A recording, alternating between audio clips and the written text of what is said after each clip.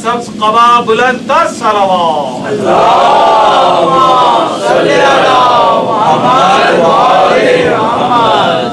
أعوذ بالله من الشيطان اللعين الرجيم. بسم الله الرحمن الرحيم. الحمد لله رب العالمين والعاقبة للمتقين والجنة للمؤمنين والنار للملحدين. والصلاة والسلام على سيد الأنبياء والمرسلين سيدنا ونبينا وشفيعنا أبي القاسم محمد اللهم صل على محمد وآل محمد وآله الطيبين الطاهرين المعصومين المظلومين واللعنة الدائمة الباقية على أعدائهم أجمعين من الآن إلى يوم الدين. أما بعد فقد قال الله سبحانه وتعالى في كتابه المبين وهو أصدق الصادقين وقوله الحق. بسم الله الرحمن الرحيم. إنا أعطيناك الكوثر فصل لربك وانحر إن شانئك هو الأبتر. صلوات بھیجے محمد وآل محمد. اللهم صل على محمد وآل محمد. فرزند پیغمبر، فرزند امیر المومنین، فرزند زہرا حضرت امام حسن مجتبیٰ صلوات اللہ وسلامہ علیہ اللهم صل على محمد وآل محمد. کی ولادت باسعادت کے مبارک اور مسعود موقع پر میں تمام مومنین و مومنات کے ساتھ ساتھ اپنے زمانے کے مولا کی خدمت میں ان کے جد کی ولادت کی مبارکباد پیش کرتا ہوں. عزیزان محترم، تھوڑے سے وقت میں گفتگو کے لیے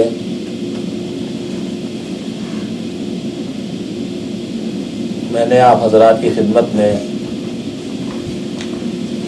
آغاز گفتگو کے لیے قرآن کریم کے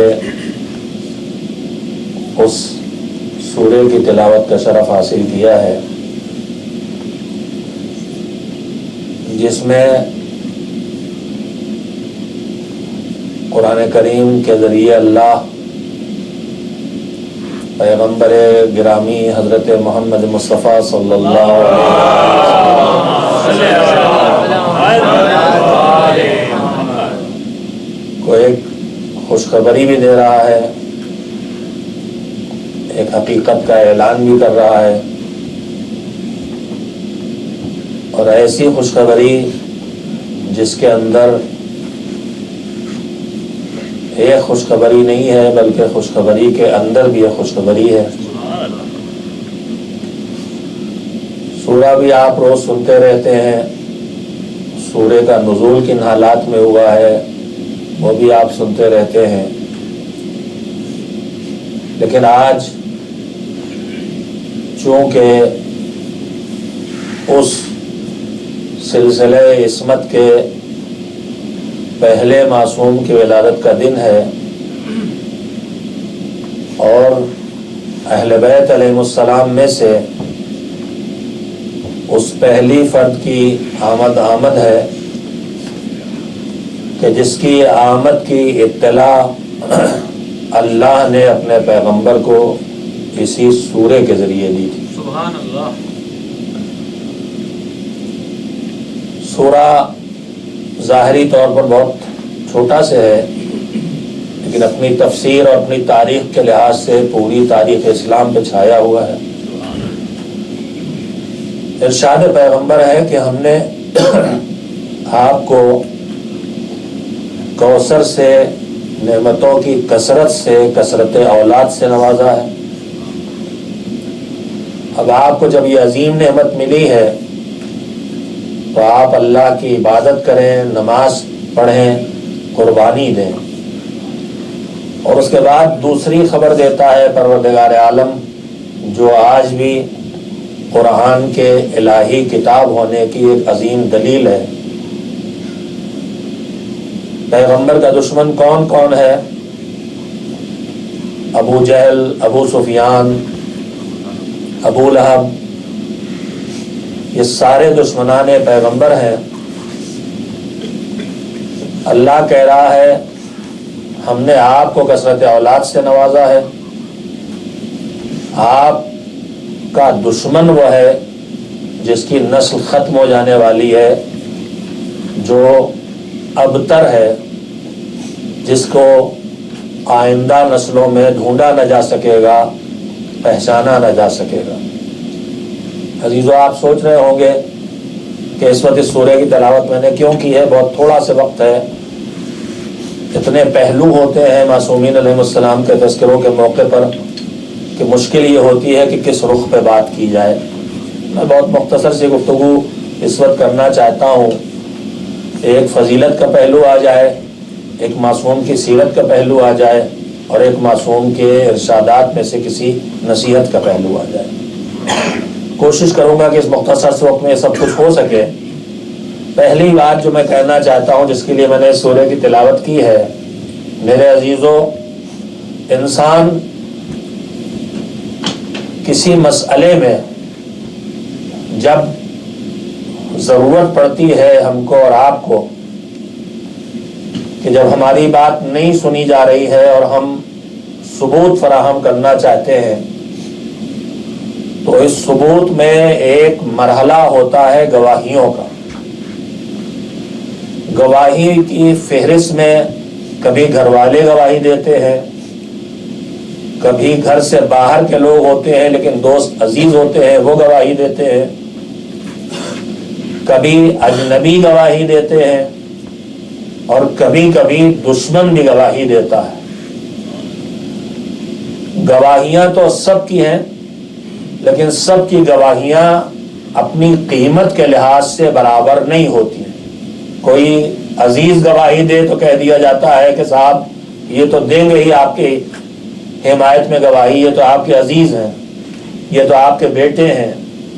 دوست گواہی دے تو کہہ دیا جائے گا کہ یہ تو آپ کے فیور میں بات کریں گے ہی، یہ تو آپ کے دوست ہیں، یہ آپ کے پڑوسی ہیں، یہ آپ کے رشتہ دار ہیں۔ لیکن جب کوئی دشمن گواہی دے تو پھر اس سے زیادہ معتبر کوئی گواہی نہیں ہوتی۔ میں نے یہ سورہ اس لیے پڑھا ہے کہ پیغمبر گرامی جس دین کو لے کے آئے تھے، جس دین کے پہنچانے میں انہوں نے شدید ترین تکلیفیں اٹھائی ہیں، اس دین کو قیامت تک باقی کون رکھے گا، اس سلسلے میں دشمن کی گواہی آپ کے سامنے رکھنا چاہتا ہوں۔ سورہ کن حالات میں نازل ہوا ہے؟ سورہ ان حالات میں نازل ہوا ہے کہ پیغمبر نے دین کو پیش کیا، دشمن نے دین کو قبول نہیں کیا اور اس کا مقابلہ کرنا شروع کیا، رکاوٹیں کھڑی کرنا شروع کی۔ وہ ساری تاریخ آپ کے سامنے ہے۔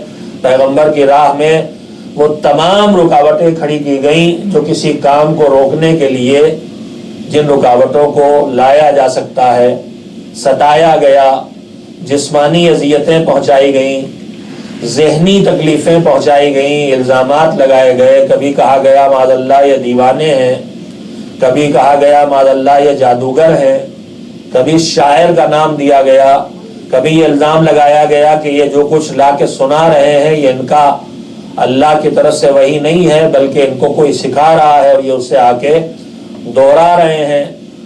تو ستانے کی جتنی راہیں تھیں وہ سب اپنائی گئیں۔ وہ پوری تاریخ آپ کے سامنے ہے۔ بچوں کو لگایا گیا پتھر مارو، तफरीह करो, तमाशा उड़ाओ, ये सारी तदबीरें दुश्मन करता रहा रुकावट पैदा करने की। उसके बाद उसने डराना शुरू किया, धमकाना शुरू किया। जब इन सारे रास्तों से नाकाम और मायूस हो गया तो आखिर में जनाब अबू तालिब के पास आके उसने आखिरी राह भी अपना ली कि अब जो लालच का रास्ता है वो अपनाया जाए, और वो ऑफर दिए कि आप कितना पैसा चाहते हैं ले ले, अपना इस काम को बंद कर दें, हुकूमत चाहिए वो ले ले, हम अपनी रियासत आपके हवाले किए देते हैं, आपको जहां चाहिए जिस घर में चाहिए वहां हम आपकी शादी करवाए देते हैं। लालच जिन जिन चीज़ों की दी जा सकती थी वो लालच भी दी, लेकिन उसके बाद भी पैगंबर की तबलीग नहीं रुकी। मैंने मुख्तसर से लफ्ज़ों में ये जो दोहराई है बात, वो ये ज़हन नशीन कराने के लिए और आप हजरात को इस तरफ मुतवज्जे करने के लिए कि दुश्मन तबलीग दीन की राह में जितनी रुकावटें खड़ी कर सकता था वो सारी तदबीरें उसने जब कर ली और इस्लाम उसके बाद भी फैलता रहा और लोग मुसलमान होते रहे, तो अब दुश्मन की सफ में एक मायूसी फैलने लगी और ख्याल होने लगा कि अब तो कोई राह नहीं बची। और आप जानते हैं कि अगर किसी सफ में किसी तरह की कोई मायूसी फैल जाए तो वो फिर बिखर जाती है फौज। तो दुश्मन को कोई ऐसा नफ्सियाती पहलू तलाश करना था, कोई ऐसा नारा देना था कि जिसके जरिए उसके सफ़ों में उसकी सफ़ों में इंतशार पैदा न हो और मायूसी न फैले। तबलीग दीन की राह में जितनी रुकावटें हैं वो सब नाकाम हो चुकी हैं। दुश्मन की सफ में नाकामी की वजह से मायूसी है। अब जो दुश्मनों में सरदार हैं उनके, वो चाहते हैं हमारी सफ मुंतशिर न हो, इसलिए उन्होंने एक नारा दिया। उन्होंने ये कहना शुरू किया कि ठीक है इनका दीन फैल गया है, ठीक है लोगों ने इस्लाम को कबूल कर लिया है, ठीक है लोग मुसलमान हो गए हैं, लेकिन परेशानी की कोई बात नहीं है हमारे लिए, इसमें हमारे लिए कोई मायूसी की बात नहीं है। ये दुश्मन कह रहा है क्यों परेशानी की बात नहीं है, क्यों मायूसी की बात नहीं है? का इसलिए कि इनका दीन फैल तो जरूर गया है, इनका दीन लोगों ने कबूल तो जरूर कर लिया है, लेकिन इनका दीन आगे चलेगा कैसे, आगे बचेगा कैसे? ये सवाल दुश्मन ने उठाया कि इनका दीन अभी तो फैल गया है, लोग मुसलमान हो गए हैं, लेकिन इनका दीन आगे चलेगा कैसे, इनका दीन आगे बचेगा कैसे? उसकी वजह दुश्मन ने क्या तलाश की? कहा इसलिए कि इनके कोई औलाद नहीं है, इनका दीन आखिर कैसे चलेगा? दुश्मन ने उठाई ये बात। मैंने कहा दुश्मन की गवाही, दुश्मन ने उठाई बात कि इनका दीन कैसे चलेगा, इनके कोई औलाद नहीं है। मेरे अजीजों, मैं आपके ज़हनों को मुतवज्जे करना चाहता हूं और आपसे पूछना चाहता हूं कि जिस वक्त ये बात दुश्मन कह रहा था कि इनका दीन चलने वाला नहीं है इसलिए कि इनके कोई औलाद नहीं है, ये बात दुश्मन तबलीग इस्लाम के पहले दिन नहीं कह रहा था, इस्लाम को रोकने में हार के कह रहा था। यानी एक बड़ी तादाद मुसलमान हो चुकी थी। तो मेरा सवाल यह है कि जो तादाद मुसलमान हो चुकी थी, इनका पैगंबर से रिश्ता क्या है? पैगंबर से इनका रिश्ता क्या है? तो आप सब यही जवाब देंगे कि पैगंबर से इनका रिश्ता यह है कि ये पैगंबर के असहाब हैं, पैगंबर के सहाबी हैं। ये जितने मुसलमान हो गए हैं ये सब असहाब पैगंबर हैं। असहाब पैगंबर मौजूद हैं, असहाब पैगंबर मौजूद हैं, और दुश्मन क्या कह रहा है? इनका दीन चलने वाला नहीं है। ये दुश्मन की गवाही है जो कह रहा है कि दीन नबी चलने वाला है, तो असहाब नबी से चलने वाला नहीं है, औलाद नबी से चलने वाला। एक सलावत भेजे मोहम्मद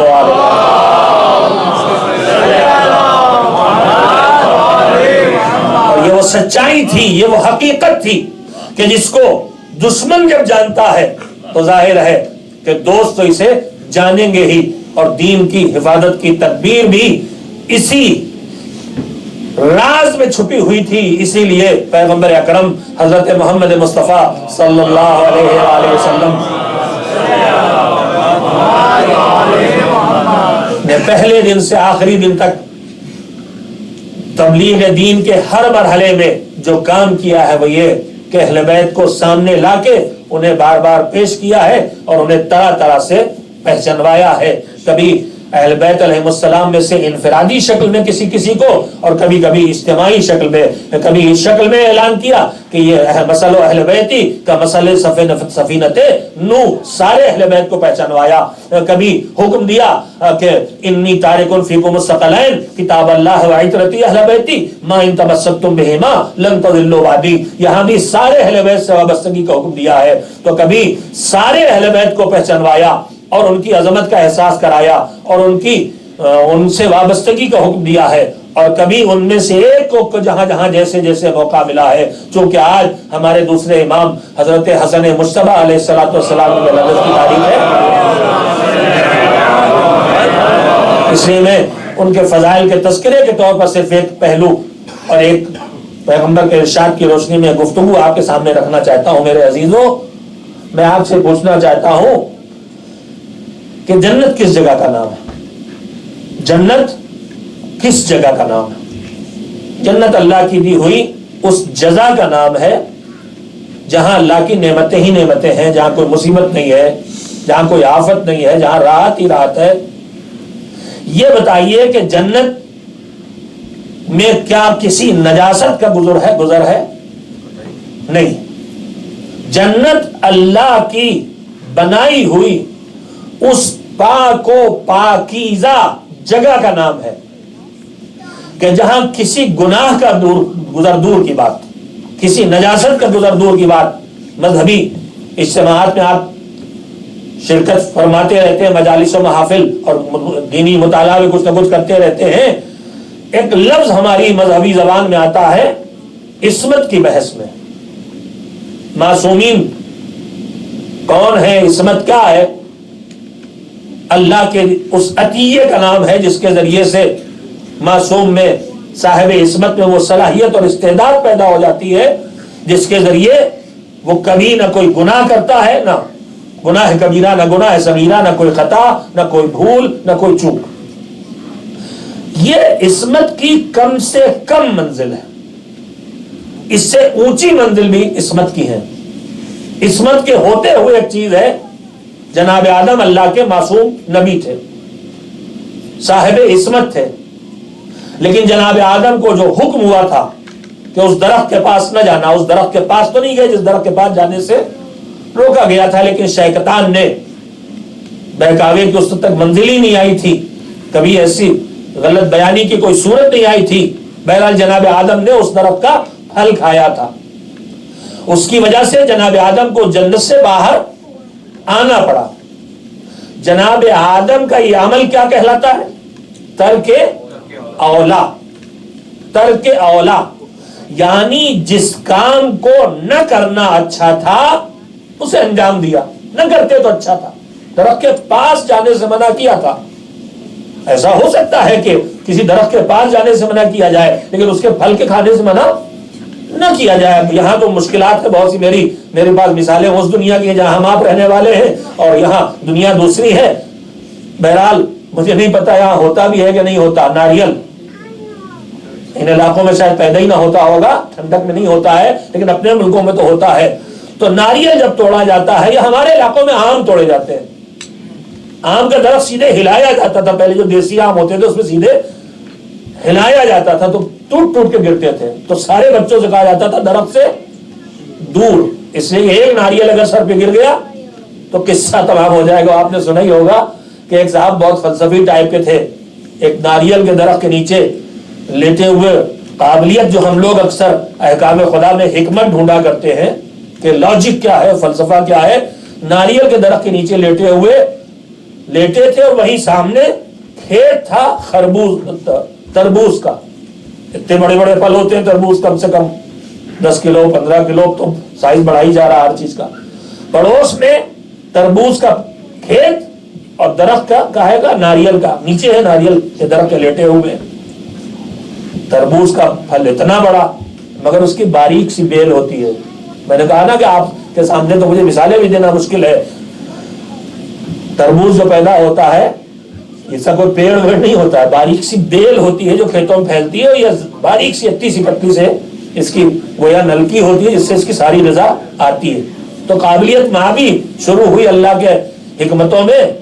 कल पता नहीं परवरदिगार का क्या मामला है, इतना बड़ा ये तरबूज है तो इतनी सारी बेल पतली से इसको दी है, इतना छोटा से नारियल है और इसे इतना मजबूत दरख्त के ऊपर लगाया। ये सोच ही रहे थे, ऊपर नारियल के दरख्त पे एक बंदर था, उसने एक नारियल तोड़ा आके गिरा इनके खोपड़ी पे। कहने लगे परवरदिगार मसला समझ में आ गई, अगर ये तरबूज कहीं वहां लगा होता जाहिर है क्या असर हुआ होता। एक सलावत भेजे मोहम्मद वाले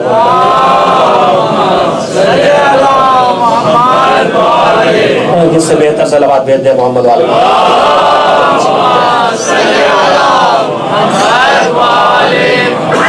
तरके औला था, दरख्त के पास जाने से मना किया था, उसके फल खाने से मना नहीं किया था, लेकिन अगर फल न खाते तो अच्छा था। यह है तरके औला, न करते तो अच्छा था। मैंने शायद आपको इससे पहले सुनाया हो, तरके औला की एक मिसाल मेरे बुजुर्ग मुरब्बी मौलाना सिद्ध गुलाम अस्करी अल्लाह मकामा देते थे तरके औला समझने के लिए, और मेरे बच्चे भी इससे समझ सकेंगे। हम अपनी गाड़ियां ठीक कराने के लिए अक्सर जाते हैं, जब गैरेज में जाते हैं तो वहां मैकेनिक जो काम करने का पेंटर है, मैकेनिक है, ये सारे जो जॉब की के कपड़े होते हैं वो अलग होते हैं। अब वो आए पेंटिंग करने के लिए तो उन्होंने ऊपर से एक पहन लिया। अब इसमें कल जहां जिस रूम में पेंटिंग की थी वो रंग भी लगा है, परसों वाला भी लगा है, आज वाला भी लगा है, और लगा ही लगा है। वो जो मैकेनिक साहब है उनके ग्रीस भी लगी है, और ऑयल भी लगा है, और तेल भी लगा है, और मिट्टी का दाग भी लगा है, सब उसी में लगा हुआ है। तो अगर इस मैले लिबास पर जिस पर पहले से सैकड़ों दाग लगे हैं, अगर एक आध दाग और लग जाए तो पता चलेगा, कुछ खास नहीं दिखाई देगा। और अगर उसमें पानी गिर जाए तब तो कुछ भी नहीं पता चलेगा। ऑयल लग जाए, ग्रीस लग जाए तो कुछ दिखाई भी देगा, चलो 10 दाग थे, एक और बढ़ गया। लेकिन अगर उसमें पानी गिर जाए तो पता नहीं चलेगा। लेकिन ईद के दिन आप सफेद बुराक कुर्ता पैजामा पहन के आए और पानी पी रहे थे, खाली न शरबत न चाय, तो इस सफेद बुराक कुर्ते पैजामे पर अगर पानी भी चंद कतरे गिर जाए तो उसका निशान दिखाई देता है, उसका निशान दिखाई देता है। मेरे अजीजों, वो दाग वाले कपड़ों पर एक दाग और लग जाना, ये हम गुनहगारों की कैफियत है। और उस सफेद बुराक लिबास पर अगर पानी भी गिर जाए तो वो इस्मत वालों की मंजिल है कि जहां तरके औला की शक्ल में यह दिखाई देता है। जनाब आदम जन्नत से बाहर कर दिए गए, किस बात पर? जुर्म नहीं किया उन्होंने, गुनाह नहीं किया उन्होंने, अल्लाह की कोई नाफरमानी नहीं की उन्होंने, उनसे सिर्फ तरके औला हुआ था। यह है जन्नत। तो जन्नत के मिजाज तहारत को पहचाना आपने, जन्नत के मिजाज तहारत को पहचाना आपने। मैंने अर्ज किया था, एक फजीलत का रुख आपकी खिदमत में रखना चाहता हूं। जन्नत का मिजाज तहारत यह है कि यह तरके औला के बोझ को भी बर्दाश्त नहीं करती। वो जन्नत जो तरके औला के बोझ को भी बर्दाश्त नहीं करती। मेरे अजीजों, ये बताइए पैगंबर की वफात किस साल हुई? 11 हिजरी, 28 सफर 11 हिजरी। और हमारे दूसरे इमाम हजरत हसन मुश्तबा अलैहिस्सलाम की विलादत की तारीख क्या है? अब सवाल भेजना है तो ठीक से भेजे।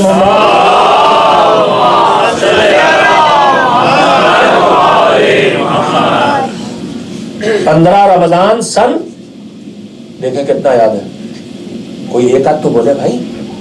15 रमजान सन 3 हिजरी, और इमाम हुसैन अलैहिस्सलाम की विलादत की तारीख 3 शाबान सन 4 हिजरी। तो सन 3 हिजरी में इमाम हसन पैदा हुए और सन 4 हिजरी में इमाम हुसैन। اور 11 ہجری کے بالکل ابتدائی مہینے، دوسرا ہی مہینہ ہے کہ پیغمبر دنیا سے رخصت ہو گئے. تو وفات پیغمبر کے وقت تقریباً دونوں شہزادوں کی عمر کتنی ہوگی زیادہ سے زیادہ؟ 3 ہجری سے اگر جوڑیے تو 7 سال کے یہ ہوئے، اور 4 ہجری سے جوڑیے تو 6 سال کے، یعنی امام حسن تقریباً 7 سال کچھ کم کچھ زیادہ مہینے جوڑ لیں، اور امام حسین 6 سال کچھ کم کچھ زیادہ. زیادہ سے زیادہ پیغمبر کی وفات کے وقت ان کی عمریں 6 سال اور 7 سال. پیغمبر کے ارشاد آپ کو یاد دلاؤں، بس میں اتنا حساب آپ سے میں نے کیوں لگوایا ہے. پیغمبر فرماتے ہیں ان الحسن والحسین سیدہ شباب اہل الجنہ. حسن اور حسین جنت کے جوانوں کے سردار ہیں. اور یہ بچوں کے لیے بتا دوں کہ جنت میں کوئی بچے اور بوڑھے اور جوان اور ادھیڑ الگ الگ نہیں ہے. جنت کے حسن کا ایک حسن یہ ہے کہ جنت میں جو جائے گا وہ جوان ہو کے جائے گا. یعنی جنت کی پوری آبادی جوانوں کی آبادی ہے. بوڑھا بھی ہوگا تو جنت میں جائے گا تو جوان ہو کے جائے گا، وہاں جو بھی ہوگا جوان ہو کے جائے گا. تو اس کا مطلب جنت کے جوانوں کے سردار کا مطلب یہ نہیں کہ بوڑھا کا سردار کوئی اور ہو گیا. بے عقلوں نے کام کیا ہے اس لیے کہہ رہا ہوں. انہوں نے سوچا کچھ بوڑھے بھی ملیں گے، چلو انہی کی سرداری ہمیں مل جائے. انہیں پتہ ہی نہیں تھا جنت جگہ کس چیز کا نام ہے. فوراً روایتیں کھڑی ہو گئی، بوڑھوں کے سردار وہ اور ادھیڑوں کے سردار وہ، اور کس کے کون اور کس کے کون. لیکن جنت اس جگہ کا نام ہے کہ جہاں ساری نعمتیں کمال کی منزل پہ ہیں. تو نعمت زندگی کمال کی منزل پہ جوانی میں ہوتی ہے، لہذا جنت میں جو ہوگا وہ جوان ہوگا. یعنی حسن و حسین سارے جنتیوں کے سردار ہیں. اب جنتی خالی پیغمبر کے دور کے نہیں ہیں، جناب آدم سے لے کے قیامت تک جتنے آئیں گے، ان میں انبیاء بھی، ان میں مرسلین بھی، سب کے سب اس میں شامل ہیں. اب پیغمبر کے ارشاد کو پھر پڑھیے، پھر دہرائیے. حسن اور حسین جنت کے جوانوں کے سردار ہیں، یعنی سارے جنتیوں کے سردار ہیں. یہ بتائیے کہ یہ جملہ پیغمبر نے کب کہا؟ ٹھیک ہے مجھے نہیں معلوم کہ کس سال پیغمبر نے جملہ فرمایا. امام حسن اور امام حسین کی ولادت کے فوراً بعد فرمایا ہے، یا 2-3 سال بعد فرمایا ہے، 4-6 سال کے بعد فرمایا. لیکن یہ تو طے ہے کہ حیات پیغمبر میں یہ جملہ زبان پیغمبر سے نکلا ہے. تو زیادہ سے زیادہ جب یہ پیغمبر نے جملہ فرما کے اعلان کیا ہے تو اس وقت امام حسن اور امام حسین کی مبارک کتنی ہوئی؟ 6 سال اور 7 سال. اب مجھے کہنے دیجئے طہارت حسنین کو کیسے سمجھا جا سکتا ہے؟ وہ جنت جو آدم کے ترک اولا کے بوجھ کو برداشت نہ کر سکے، اس جنت کے سردار یہ اپنے بچپن میں بنا دیے جاتے ہیں. امام حسن والحسین علیہ السلام بلند صلوات.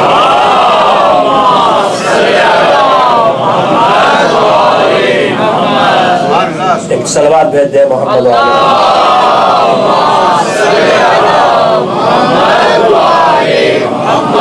بس میرے پاس 2-3 منٹ باقی ہیں. میں نے عرض کیا تھا کہ فضیلت کے ساتھ سیرت اور ارشاد معصوم کی روشنی میں گفتگو، لیکن اب اس میں سے بھی سے ایک ہی کے انتخاب کا وقت ہے.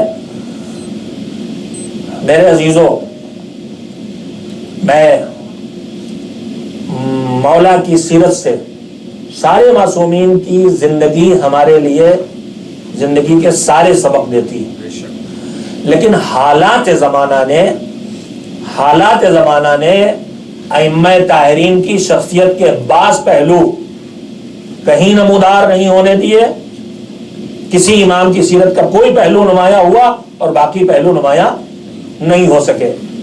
کہیں کسی امام کی سیرت کا کوئی پہلو نمایاں ہوا اور باقی پہلو حالات کی وجہ سے نمایاں نہیں ہو سکے.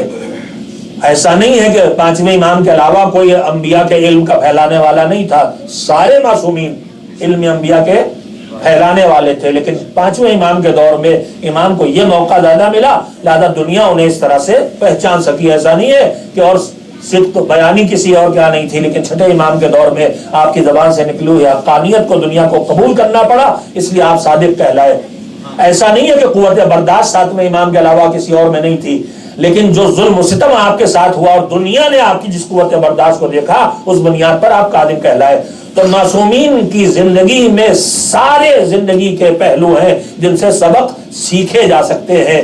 لیکن معصومین کی جو دور حیات تھا، جس زمانے میں انہوں نے زندگی بسر کی ہے، اس زمانے کے حالات کے تحت ان کی زندگی کے بعض پہلو سامنے آ سکے ہیں اور اکثر پہلو زندگی کے سامنے نہیں آ سکے۔ اور تاریخ کا ایک ظلم یہ بھی ہے اہل بیت علیہ السلام پر کہ ان کے دشمنوں کی زندگی کی چھوٹی چھوٹی باتیں، یہاں تک کہ ان کے گناہوں کے قصے بھی تفصیل سے کتابوں میں تاریخ، اسلام کی تاریخ کے نام پر، مسلمانوں کی تاریخ کے نام پر ان کی شراب خوری، ان کی بدکاری، ان کا فسق و فجور تفصیل کے ساتھ لکھا ہوا ہے، لیکن معصومین کی زندگی کے نمونے چھپائے گئے ہیں۔ لیکن اس میں بھی روشنی چھن چھن کے اتنی آ گئی ہے کہ ہدایت کی راہ تلاش کرنے والوں کے لیے اس میں کوئی دشواری نہیں ہے۔ ہمارے دوسرے امام نے ہم کو جو اپنی سیرت سے اور اپنے ارشادات کے ذریعے جو سبق دیے، اس میں سے صرف ایک چھوٹی سی چیز آپ کی خدمت میں عرض کرنا چاہتا ہوں۔ اسلام میں کسی دن شاید میں اس پر تفصیلی بھی گفتگو کر سکوں تو کروں گا، زندگی کو سلیقے کے ساتھ بسر کرنے کے لیے اور پرسکون زندگی کے لیے ایک سلیقہ ہے جس کا نام ہے اعتدال۔ ایکسٹریم سے بچنا، افراط اور تفریط سے اپنے کو بچانا، حدوں سے آگے بڑھ جانے سے بھی خود کو بچانا اور حدوں سے پیچھے رہ جانے سے بھی خود کو بچانا۔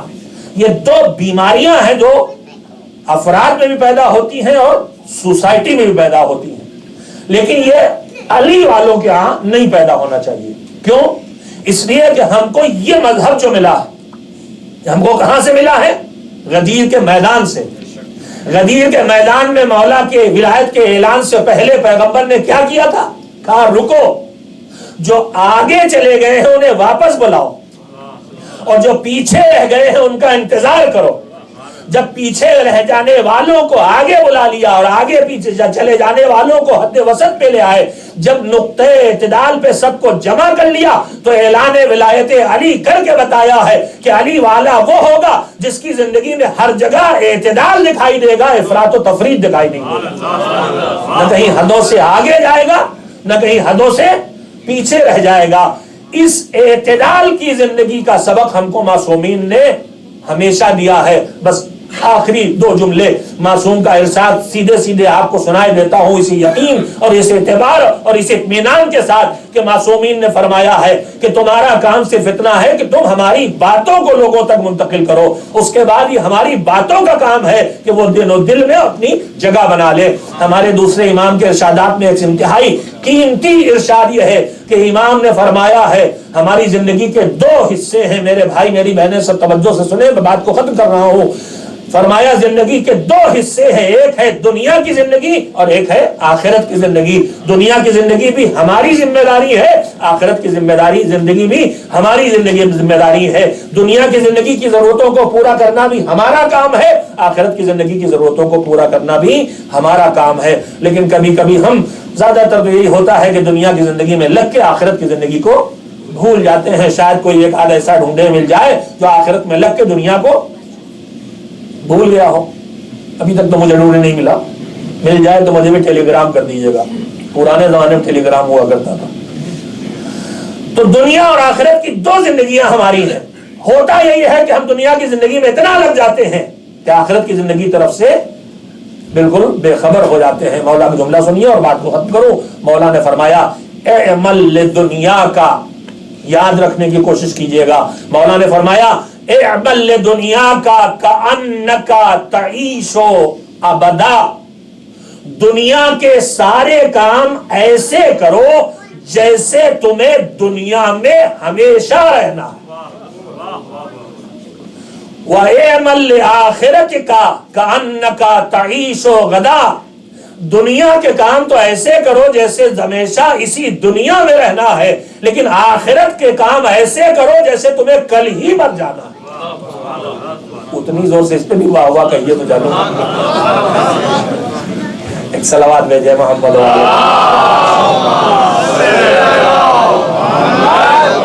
میرے عزیزوں، میں بات کو ختم کیا، میں نے اپنے امام کے آخری جملے پر، امام کے جملے پر بات کو ختم کیا ہے کہ دنیا کے لیے ایسے جیو کہ جیسے تمہیں ہمیشہ اسی دنیا میں رہنا، بہتر سے بہتر، اچھا سے اچھی زندگی بسر کر کے دکھاؤ، گھر اچھا بناؤ، سب کچھ ایسے جیسے ہمیشہ یہی رہنا ہے۔ وَقُلْ لِعْمَلْ لِآخِرَتِكَ کأنک تعیش غدا، لیکن آخرت کے لیے بھی ایسے کرنا ہے کہ جیسے تمہیں کل کا دن زندگی میں آنے والا نہیں ہے۔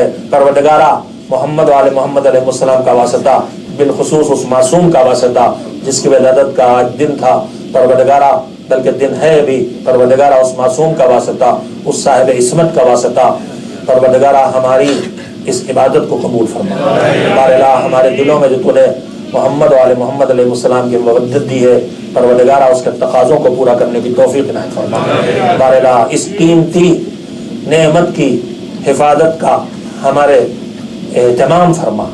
بار الہ ایسا نہ ہو کہ ہماری بدعملیاں، ہماری غلطیاں خدا نخواستہ ہمیں اس مودت کو ہمارے دلوں میں کمزور کر دیں۔ پروردگارہ محمد وآل محمد علیہ السلام کے تذکروں کو طفیل میں ہماری مشکلات کو آسان فرما، دنیاوی اور اخروی مسائل کو حل کرنے کی توفیق عنایت فرما۔ بار الہ ہم سب کی روزیوں میں وسعت اور برکت عنایت فرما۔ مالک جو دنیا سے رخصت ہو چکے ان پر رحمت نازل فرما، ان کی مغفرت فرما، جو بیمار ہیں انہیں شفا عطا فرما۔ پروردگارہ زمین پر پھیلے ہوئے مومنین و مومنات کی حفاظت فرما۔ مالک محمد وآل محمد علیہ السلام کے وارث ہمارے زمانے کے امام کو حکم ظہور عنایت فرما، حالات ظہور فراہم فرما، ہم سب کو ان کے ناصروں میں شامل ہونے کے لائق بنا دے۔ ان اللہ وملائکتہ یصلون علی النبی یا ایھا الذین آمنوا صلوا علیہ وسلموا تسلیما۔